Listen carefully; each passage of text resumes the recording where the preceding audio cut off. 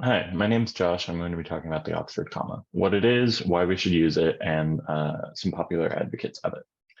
So firstly, what is the Oxford comma? So it's a grammatical tool that's used in a list of two or more things where before the and you include an additional comma in order to create additional clarification.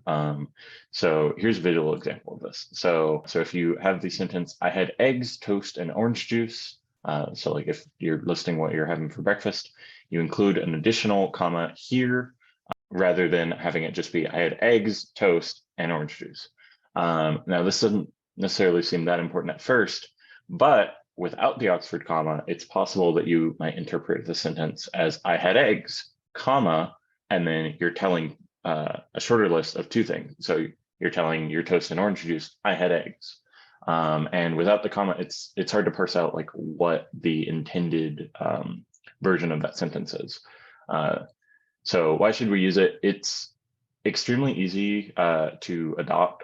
Like there's not really any reason not to use it, especially for how big of a grammatical difference.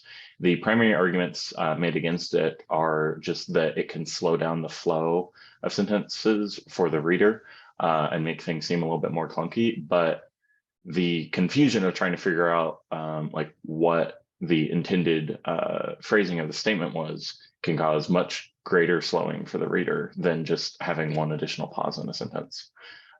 So it takes very little effort to adopt the Oxford comma, while its use can save a great deal of confusion in our grammar. So lastly, I'm going to talk about some popular usage. So the MLA and Chicago manual styles, as well as the US Government Printing Office, encourage using the Oxford comma for greater clarity. As well, the Oxford University Press has been a strong encourager of it, which is how it got the name of the Oxford comma. It was previously the serial comma. However, the Associated Press style guide has been a huge advocate against it and has been kind of the major reason it hasn't been more standardized.